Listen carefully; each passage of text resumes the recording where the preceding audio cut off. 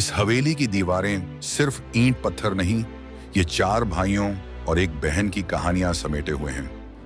महेश सबसे बड़ा, एक मूक रक्षक, अपने सपनों को कुर्बान कर अपने छोटे भाइयों को पाल पोस कर बड़ा किया।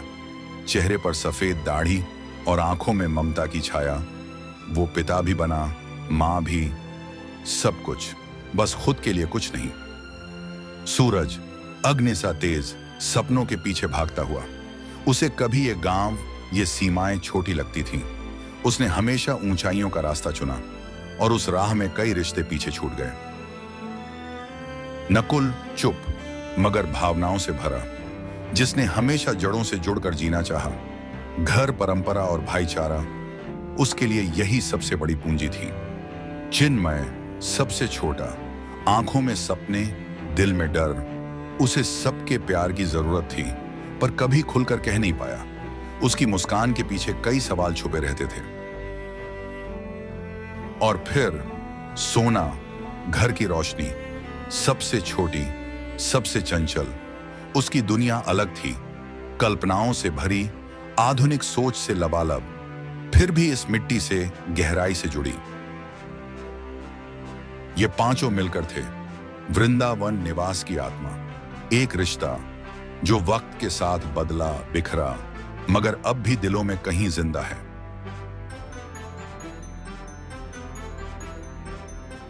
हमारा ड्रीम प्रोजेक्ट और 20 करोड़ कम पड़ गए। Investors already stretched. कोई नया एंगल नहीं दिख रहा मेघना। Sir, the numbers are tight, deadlines tighter. अगर एक हफ्ते में फंडिंग सिक्योर नहीं हुई तो land agreement itself will lapse.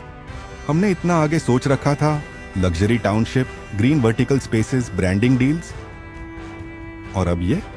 एक रास्ता है, जोखिम भरा लेकिन साफ, तेज। What? Vrindavan Niwas. Our ancestral house? हाँ, कोकण की रियल एस्टेट वैल्यू बहुत बढ़ गई है। कोई प्राइवेट बायर या बुटीक रिसोर्ट चेन उस लोकेशन के लिए आराम से 20 से 25 करोड़ रुपए दे देगी। कोस्टल हिल्स, विरासत की पहचान, ये तो सोने की खदान है। वो घर सिर्फ एक जमीन का टुकड़ा नहीं है, वो यादें हैं, बचपन है, महेश भैया का गर्व है। और ये प्रोजेक्ट, यही आपका भविष्य है, आपका नाम, आपका विजन। सर, कभी कभी हमें अतीत को छोड़ना पड़ता है ताकि हम कुछ बड़ा बना सकें। वो मानेंगे नहीं। वो घर उनके लिए एक मंदिर है। उसे मानने की जरूरत नहीं है। वो प्रॉपर्टी आपके नाम पर भी है, लीगली आपका भी हक बनता है। ये एक बिजनेस डिसीजन है। एक घर, एक पूरे टाउनशिप के बदले, विरासत के लिए, न कि सिर्फ पुरानी यादों के लिए। इतना आसान नहीं है मेघना, लेकिन शायद यही एक आखिरी रास्ता बचा है।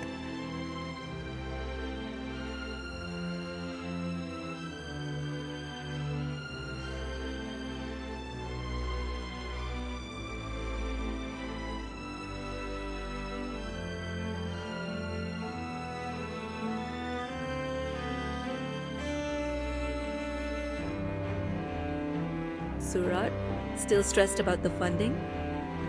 हम सिर्फ 20 करोड़ दूर हैं उस प्रोजेक्ट से, और कोई इन्वेस्टर अब एंट्री नहीं लेना चाहता। And Meghna, any ideas from her end? She suggested we sell Vrindavan Nivas. The ancestral house?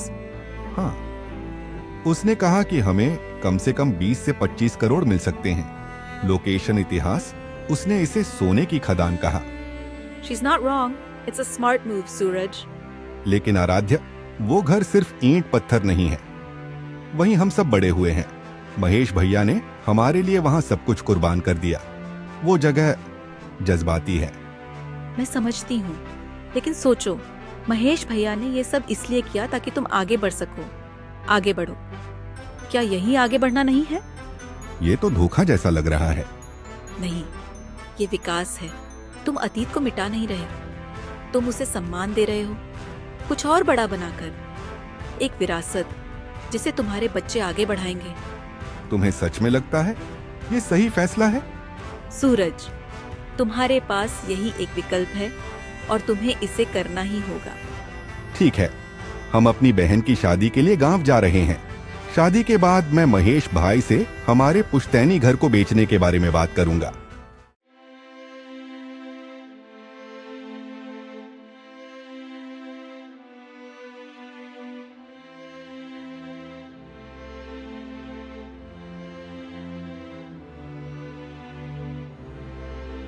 बचपन में जब मम्मी पापा चले गए थे, मुझे लगा था मैं अकेली रह जाऊंगी, पर आप सबने मुझे कभी अकेला महसूस ही नहीं होने दिया। हम सब ने तुझे माँ बाप दोनों बनकर पाला। सोनल, आज तुझे विदा करने का वक्त आ गया है, पर दिल नहीं मानता। भैया, आप सबके बिना तो मैं एक दिन भी नहीं रह पाऊंगी। ड्रामा क्वीन, तू तो वैसे भी हर वीकेंड कॉल करेगी। बोलो तो ग्रूम को भी हमारे व्हाट्सएप ग्रुप में ऐड कर लें। जिंदगी में बहुत कुछ बदलेगा सोनू, पर तू जो इस घर की रोशनी है वो हमेशा यही रहेगी। और हाँ, मैं खाना बना लूंगा, फ्री का खाना और तेरे हाथ की चाय। तुम सब कितने बेवकूफ हो और कितने प्यारे भी। एक बात याद रखना, सोना, घर बदल सकता है, एड्रेस बदल सकता है, पर रिश्ते नहीं बदलते। तू जहां भी रहे, हम हमेशा तेरे साथ रहेंगे।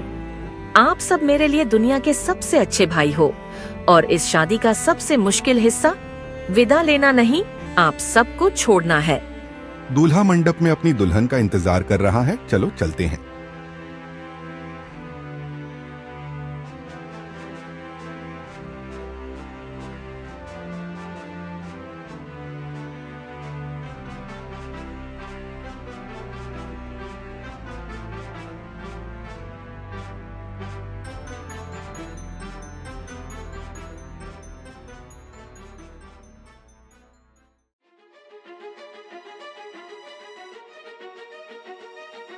बस बहुत हो गया भैया, अब और नहीं।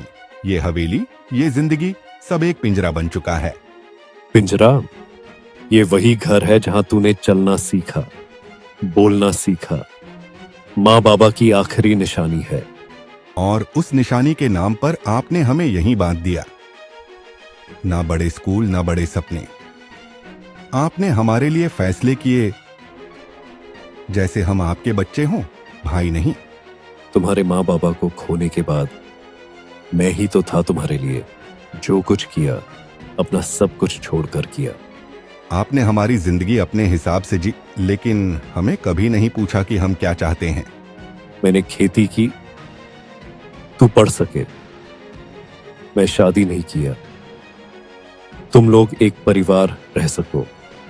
मैंने सपने नहीं देखे ताकि तुम अपने देख सको। अब मैं इतना सक्षम हूं कि अपने फैसले खुद ले सकूं। इसलिए मैंने तय किया है कि हम हवेली को बेच देंगे और चारों भाइयों में पैसे बराबर बांट देंगे। कृपया हर किसी को अपना रास्ता चुनने दीजिए। तू घर बेच रहा है या माँ बाबा की रूह? हम सब आगे बढ़ सकते हैं, नए घर, नई जिंदगी। जिंदगी सिर्फ शहर में नहीं होती छोटे भाई। जड़ें उखाड़ के पेड़ नहीं चलते। पैसा बांटने से रास्ते मिलेंगे या दूरियां बढ़ेंगी? कम से कम ये ठहराव तो नहीं रहेगा। हर इंसान को हक है आगे बढ़ने का, और हर घर को हक है यादों में जिंदा रहने का। कभी सोचा ये हवेली सिर्फ ईंट पत्थर नहीं है? मैं थक गया हूं भैया, आपकी परछाई बनकर जीते जीते थक गया हूं। अगर यही सच है तो बेच दो हवेली, लेकिन याद रखना, कुछ चीजें बिकती नहीं, सिर्फ खो जाती है। महेश, जिसने सबको समेट कर रखा, अब चुप है। सूरज, जो ऊंचाइयां छूना चाहता था, अब अकेलेपन की गहराइयों में खो गया है। नकुल की आंखों में सवाल है और चिन्मय की मुस्कान अब अधूरी सी लगती है। कभी जो दिलों की डोर थी, आज बस एक टूटे हुए रिश्ते की टीस बनकर रह गई है। क्या फिर कभी ये हवेली वो पुराना साथ लौटा पाएगी? क्या फिर से एक थाली, चार भाई और वो एक मुस्कुराता चेहरा नजर आएगा? आज तुम्हारा बड़ा दिन है, best entrepreneur of the year Suraj Raichand. पर एक बात पूछूं? पूछो ना। इस शोहरत, इन सपनों के पीछे क्या हम भूल तो नहीं गए कि हमें यहाँ तक लाने वाला कौन था? महेश भैया। जब सब खत्म हो रहा था, जब बैंक अकाउंट खाली था, प्रोजेक्ट डूब रहा था, सबने मुंह मोड़ लिया था। सिर्फ एक इंसान था जिसने कुछ कहे बिना सब दे दिया, सब कुछ। भैया ने अपना जमा पूंजी तक लगा दिया, कभी गिला तक नहीं किया। उल्टा बोले, तू बस हार मत मानना। और अब देखो, हम आगे बढ़ गए, नाम कमा लिया, पर भैया वही पुराने आंगन में अकेले। कभी कभी लगता है जैसे हम सब कुछ जीतकर उन्हें खो बैठे। वो आज भी तुम्हारे लिए गर्व महसूस करते हैं सूरज, लेकिन शायद उन्हें जरूरत है हमारी इस कामयाबी का हिस्सा बनने की। आज का ये अवार्ड सिर्फ मेरा नहीं होगा। स्टेज पर सबके सामने कहूंगा, अगर मैं कुछ हूं तो सिर्फ अपने महेश भैया की वजह से। और हम सब मिलकर उन्हें वो जिंदगी लौटाएंगे जो उन्होंने हमसे पहले जी थी।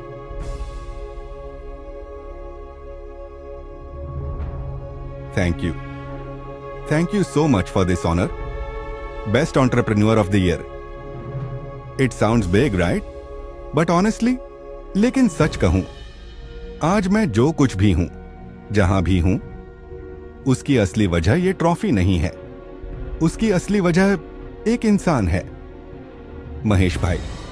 वो सिर्फ मेरे बड़े भाई नहीं थे, वो मेरे पिता थे, मेरी मां थे, मेरे मार्गदर्शक थे, और सबसे ज्यादा मेरी परछाई थे, हमेशा मेरे पीछे खड़े रहने वाले। जब बचपन में पापा चले गए तब समझ नहीं आया कि मैंने किसी को खोया नहीं, बल्कि महेश भैया में सब कुछ पा लिया।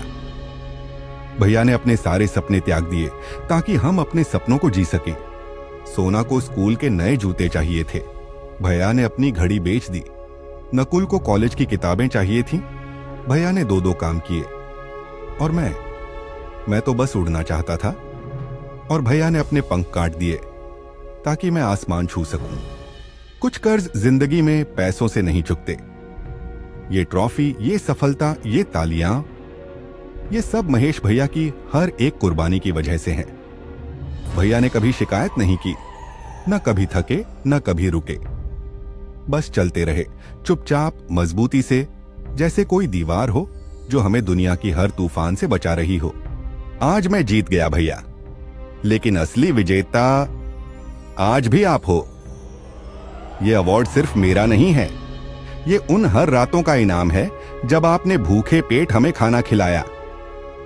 ये उन हर पलों का पुरस्कार है जब आपने हर दर्द को खुद झेला, लेकिन हमें कभी महसूस तक नहीं होने दिया। मैं भले ही एक सफल उद्यमी बना हूं, लेकिन उस जमीन पर खड़ा हूं जो आपने अपने खून पसीने से सींची है। धन्यवाद भैया, ये ट्रॉफी आपके नाम। कभी कभी जिंदगी हमें इतना दूर ले जाती है कि अपने ही दिल की आवाज सुनाई नहीं देती। रिश्तों की डोर खींचती है, तकरार होती है, और फिर एक दिन वही डोर हमें वापस खींच लाती है अपने अपनों की तरफ। आज बरसों बाद वृंदावन निवास फिर से जिंदा हो उठा है। जहां कभी तकरार थी वहां अब समझदारी है, जहां कभी दूरी थी वहां अब अपनापन है, जहां कभी सवाल थे वहां अब सिर्फ एक जवाब है, हम साथ हैं। महेश भैया, जिनकी छाया हमेशा उनके भाइयों पर रही, आज पहली बार निश्चिंत होकर मुस्कुरा रहे हैं। सूरज, जिसने सपनों की ऊंचाई चुनी थी, अब जड़ों की गहराई को पहचान चुका है। नकुल, जिसकी खामोशी में भावनाएं थीं, आज वो आवाज बन चुकी है पूरे परिवार की। चिन्मय, जिसकी आंखों में अब भी सपने हैं, लेकिन डर नहीं, क्योंकि अब वो अकेला नहीं है। और सोना, जिसकी मुस्कान ने फिर से इस हवेली को रोशन कर दिया है। ये घर अब सिर्फ ईंट पत्थर नहीं, ये वक्त की कसौटी पर खरा उतरा एक रिश्ता है, जिसने टूटकर फिर से खुद को जोड़ा और अब पहले से कहीं ज्यादा मजबूत है। क्योंकि परिवार कोई समझौता नहीं होता, परिवार एक एहसास होता है जो जितना पुराना हो उतना अमूल्य होता है।